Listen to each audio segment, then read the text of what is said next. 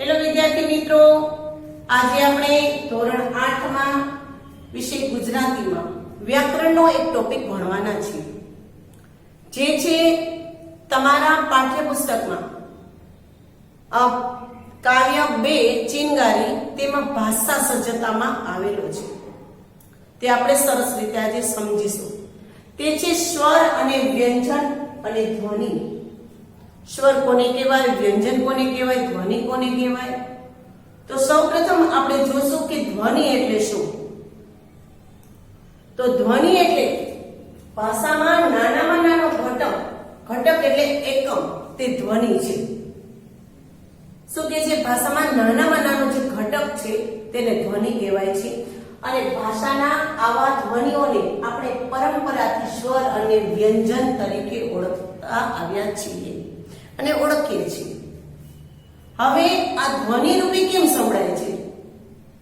તો કે ફેફસામાંથી નીકળતી હવા શ્વાસનળી દ્વારા આવે ત્યારે સ્વર પેટી અને નાદતંત્રીમાં આવે છે ત્યારે અવરોધ થાય છે અને પછી મુખ પદ અને નાસિકા પદ દ્વારા બહાર આવે છે ત્યારે ધ્વનિ રૂપે આપણને સંભળાય છે.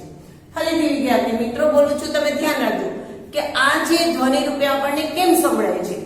તો કે ફેફસામાંથી જે નીકળતી હવા છે શ્વાસનળી દ્વારા આવે ત્યારે સ્વર પેટી અને નાદ તંત્રીઓમાં આવે ત્યારે તે અવરોધ થાય છે અને ત્યાર પછી મુખ પદ એટલે મુખેથી અથવા તો નાકપદ એટલે નાસિકામાંથી જે બહાર આવે છે ત્યારે ધ્વનિ રૂપે તે સંભળાય છે. હવે વિદ્યાર્થી મિત્રો આપણે જોઈએ કે સ્વર એટલે શું, સ્વરના પ્રકાર કયા કયા છે તે આપણે જોઈએ. તો કે સ્વર એટલે શું આપણે જોઈએ. અહીંયા સ્વર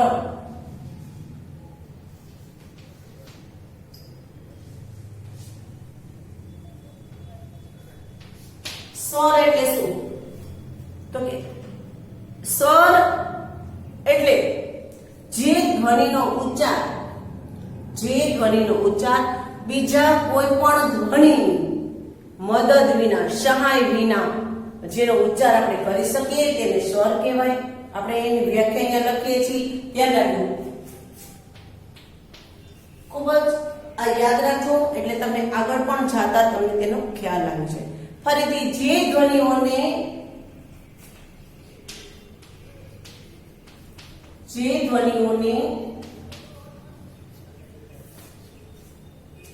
શું કીધું છે?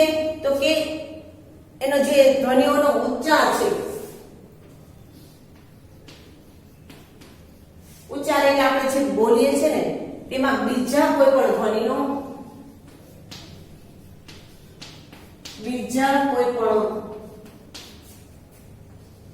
ધ્વનિની મદદ વિના એટલે કે સહાય વિના, કોઈ પણની જરૂર નથી એમ, સહાય વિના, ધ્વનિની સહાય વિના એટલે વગર, કોઈ પણ એમાં એને કોઈની જરૂર પડે નહીં, પોતે જ જેને બોલે એટલે એનું ઉચ્ચારણ થાય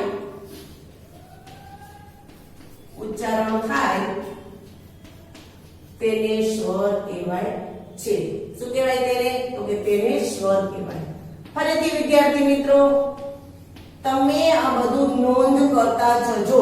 તમારી નોટબુકમાં ઉચ્ચારણ થાય તેને સ્વર કહેવાય. હવે જો જે ધ્વનિનો ઉચ્ચાર બીજા કોઈ પણ ધ્વનિની સહાય વિના, મદદ વિના ઉચ્ચારણ થાય છે તેને શું કહેવાય છે? તો કે સ્વર કહેવાય છે. એમાં બીજા કોઈને મદદ જોતી નથી. એટલે કે સ્વર કેવું હોય છે? તો કે મોકે નાકમાંથી ધ્વનિ રૂપે સંભળાય, એક વાયુ મોજું કોઈ પણ અવરોધ વિના જુદા જુદા પોલાણોમાંથી આંદોલિત થઈને બહાર આવે તેને સ્વર સંભળાય. આવો સ્વર કહેવાય છે. તો હવે જોઈએ કે સ્વરના પ્રકાર કેટલા છે. સ્વરના પ્રકાર કેટલા છે? તો સ્વરના પ્રકાર 2 છે. 2 પ્રકાર છે.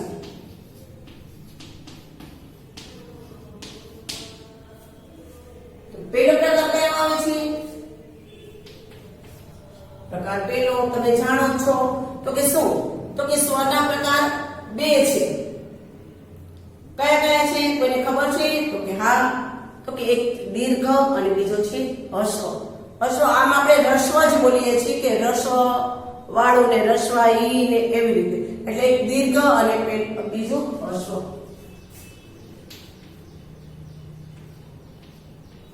હસ્વ અને બીજું છે દીર્ઘ. આ બે પ્રકાર છે. હવે એ તો આપણે ભણતા જ આપણે બોલીએ છીએ કે રસ્વ વાળું શું ને દીર્ઘ વાળું એમ બોલીએ જ છીએ, પણ આ જે હસ્વ લખીએ છીએ એ તમને ખબર છે ને કે હસ્વ લખે છે, પણ બોલીએ છીએ ર. હસ્વ લખો તો ભલે ને બોલો તો ચાલે, પણ એ આપણે જાણી લઈએ. શું કામે? તો કે હ છે ને એ મર્મર સ્વર છે, કોમળ છે, એટલે એ આપણે એની સાથે ર જોડાયેલો છે, એટલે આપણે એને રસ્વ એમ બોલીએ છીએ. અહીંયા એક એની મર્મર સ્વર કહેવામાં આવે છે, એટલે કે કોમળ છે. હવે વિદ્યાર્થી મિત્રો, કે હસ્વ સ્વર છે એ કયા કયા છે? તો કે હસ્વ સ્વરમાં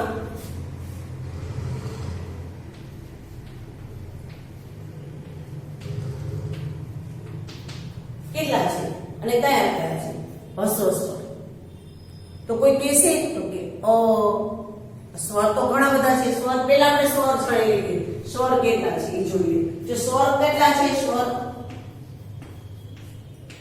તો કે આમ 13 ગણાય છે. કેટલા કે છે? તો કે 13 છે.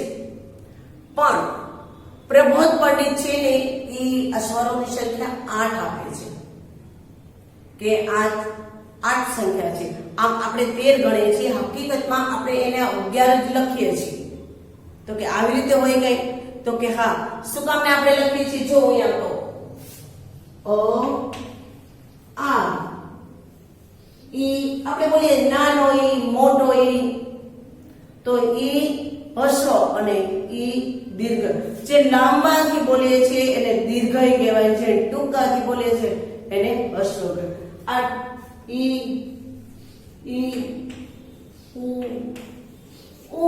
એમ જો લાંબેથી બોલીએ છીએ એને શું કહેવામાં આવે છે? તો કે લાંબેથી આપણે જે બોલીએ છીએ એનું ઉચ્ચારણ આપણે લાંબો કરી દઈએ છીએ. બોલવા ટાણી આમ દીર્ઘ એવો લાંબો બોલીએ છીએ, તો એવો સ્વર છે એને દીર્ઘ સ્વર કહેવામાં આવે છે.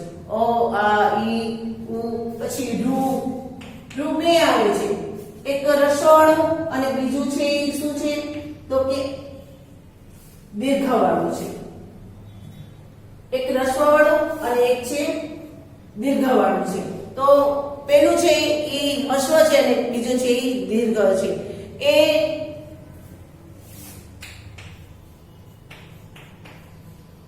ઐ, ઓ અને ઔ. આપણી પાસે આટલા સ્વર છે. તો વિદ્યાર્થી મિત્રો, આમાંથી હવે આપણે હસ્વ સ્વર અને દીર્ઘ સ્વર આપણે અલગ પાડી દઈએ છીએ. તો કે હસ્વ સ્વર છે એ કયા કયા છે? તો કે અ, પછી ઈ, પછી ઉ. આપણે લખીએ છીએ ને રસ્વ વાળું ઉ ને રસ્વ વાળા ઈ ને, તો હસ્વ સ્વરમાં શું આવશે? તો કે અ.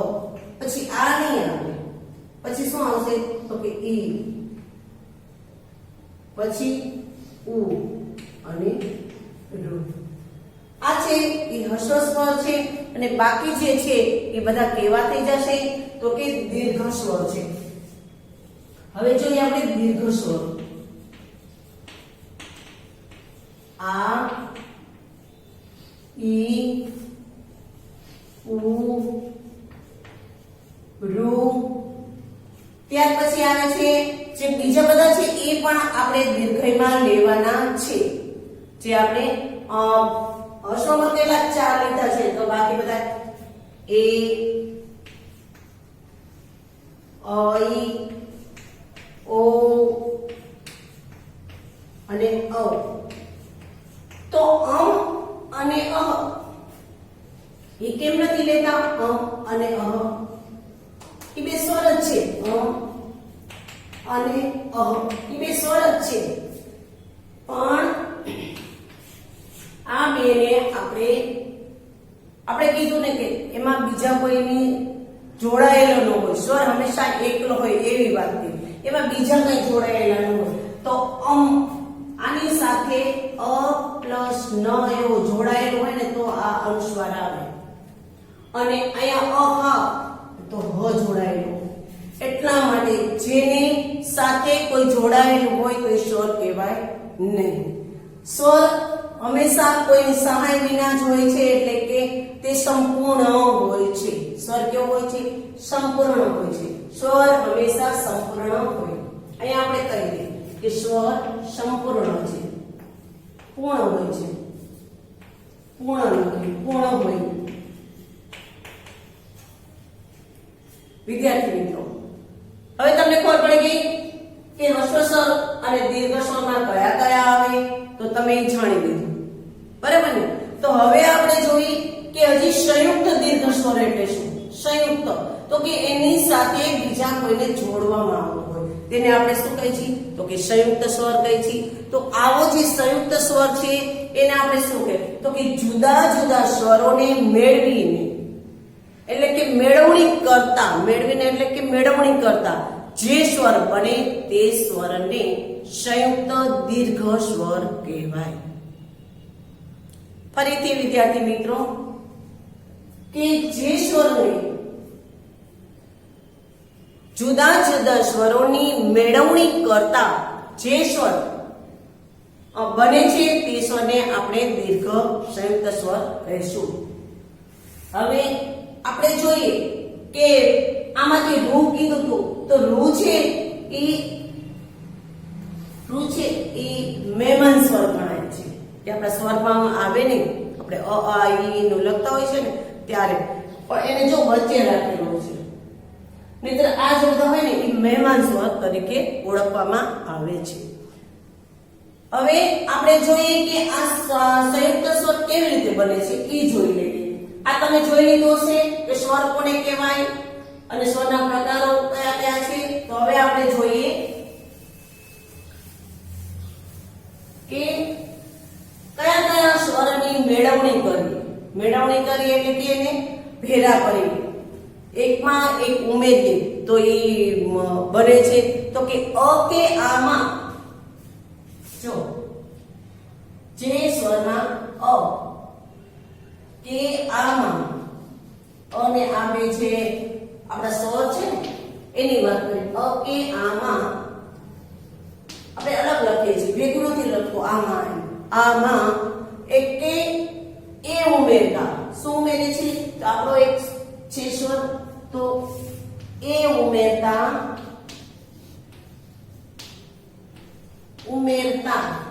એક દીર્ઘ સ્વર બને છે. કયો બને છે?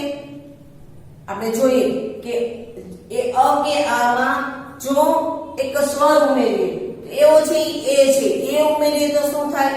તો અય સ્વર બને છે. અય દીર્ઘ સ્વર બને, દીર્ઘ સ્વર બને. તો આ દીર્ઘ સ્વર છે, તમને વાત કરી ને દીર્ઘ સ્વર છે, એવી રીતે બને છે. પણ હવે જોઈએ કે અ કે આમાં ઈ કે ઈ, અ કે આમાં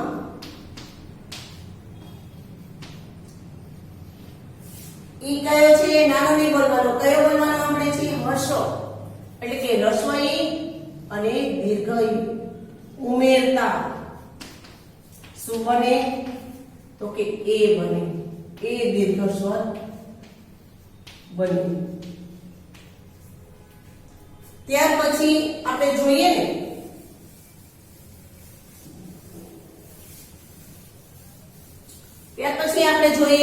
તો કે અ કે આમાં શું બને છે? તો કે ઓ કેવી રીતે બને? તો કે અ કે આમાં ઉ કે ઉ ઉમેરતા શું બની જશે? તો કે ઓ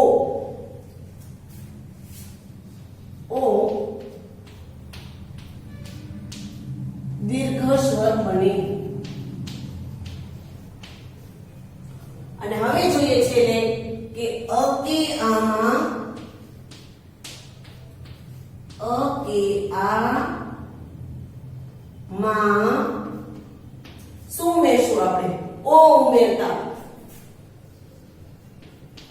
ઓ ઉમેરતા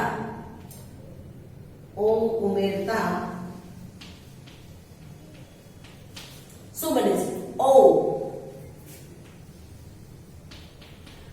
દીર્ઘ સ્વર બને.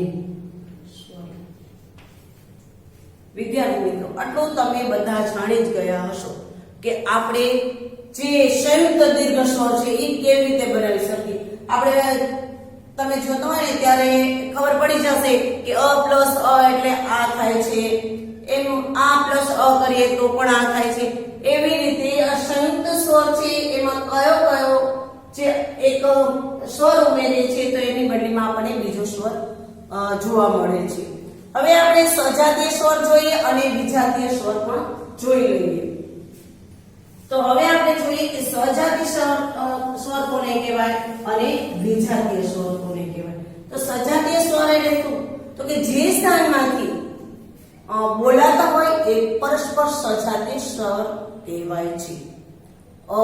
આ બે સરખા છે તો સજાતીય કહેવાય. ઈ તો ઈ પણ સજાતીય કહેવાય અને ઉ અને ઉ એ પણ સજાતીય કહેવાય. તો વિદ્યાર્થી મિત્રો, આ તમે જોઈ લીધું હશે એટલે તમે નોંધ પણ કરી લેજો. હારવાર સાદો સાદમાં જે કંઈ બોલાતું હોય તમારે નોંધ કરતું જવું. આ વ્યાકરણ છે એટલે વ્યાકરણ આપણે ખાસ યાદ રાખવું જોઈએ અને સાથે લખવું પણ જોઈએ. તો વિદ્યાર્થી મિત્રો, આપણે જોઈએ કે સજાતીય સ્વર કોને કહેવાય? આ પેલા આપણે એની વ્યાખ્યા લીધી કે સજાતીય સ્વર એટલે શું? જે સ્થાનમાંથી બોલાતું હોય, એક જ સ્થાનમાંથી બોલાતું હોય, જુદા જુદામાંથી નહીં. જે બોલતા હોય ને તે બોલાતા હોય તે પરસ્પર કેવા છે? તો કે સજાતીય સ્વર છે. પરસ્પર સજાતીય સ્વર છે.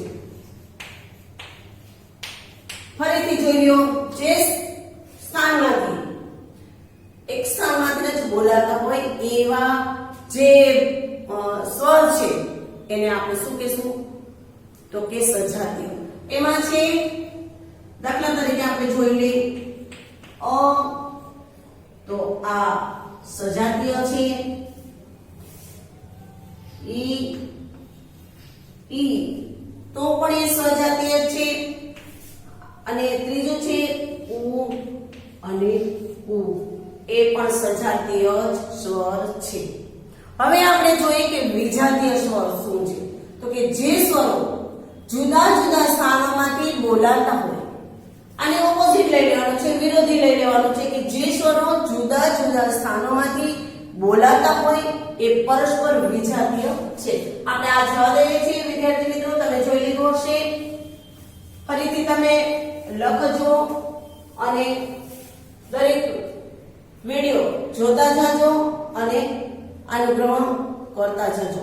હવે વિજાતીય સ્વર. તો કે વિજાતીય સ્વર એટલે શું? તો કે વિજાતીય સ્વર આની ઓપોઝિટ લેવાનું. જે સ્થાનમાંથી એક સ્થાનમાંથી બોલાતા હોય પણ જે સ્વરો જુદા જુદા સ્થાનમાંથી બોલાતા હોય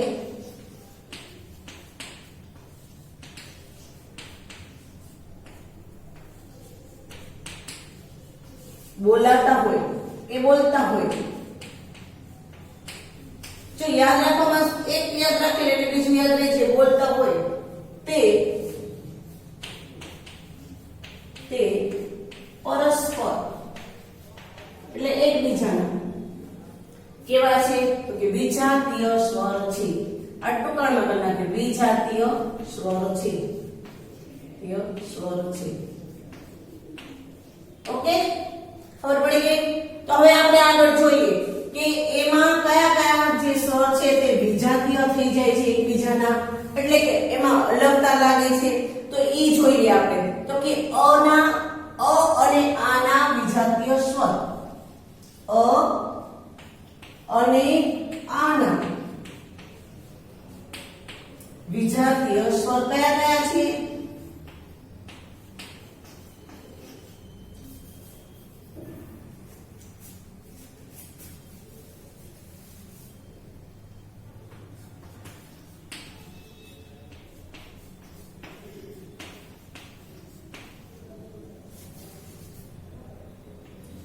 વિજાતીય સ્વર કયા કયા છે? તો એ આપણે જોઈએ ને વિદ્યાર્થી મિત્રો, તો એમાં આપણે જોઈએ કે આના વિજાતીય સ્વર શું આવે? તો એ આપણે જે સ્વર લખેલા છે આપણા બધા, એમાં આવશે ઈ, ઈ, ઉ, ઉ. વિજાતીય સ્વર શું આવશે? તો કે ઈ ટૂંકો એટલે કયો? તો કે હસ્વ, અને ઈ દીર્ઘ, ઉ અને ઉ. આ શું છે? તો કે વિજાતીય સ્વર છે. અને આના વિજાતીય સ્વર ઈ, ઈ, ઉ, ઉ થાય છે. અને હવે ઈ અને ઈ ના વિજાતીય સ્વર ઈ આપણે જોઈએ.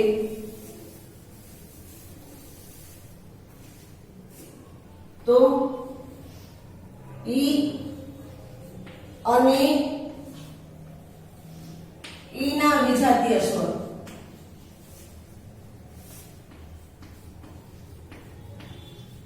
ઈ કયા કયા છે? જોજો તમે, તો કે પાછા ચાર આવી જાય. તો કે આમાં ઈ ને ઈ તો આપી દીધેલો છે, એના હવે આપણે લેશું નહીં. ઓ, આ, ઉ અને ઉ. એ શું છે? તો કે વિજાતીય સ્વર છે. અને ઉ અને ઉ ના વિજાતીય સ્વર હવે બધાને આવડી જ ગયા હશે, બરાબર ને? મને ખબર પડી જ ગઈ કે ચાલો ઉ અને ઉ ના એટલે કે દીર્ઘ ઉ અને હ્રસ્વ ઉ ના વિજાતીય સ્વર શું આવી જાય છે? નહીં લેવાનું ઉ ને ઉ. હવે ઈ લેશું, તો કે આ, ઈ અને ઈ છે. શેનું? આજે આપણે સ્વરની વાત કરી લીધી વિદ્યાર્થી મિત્રો.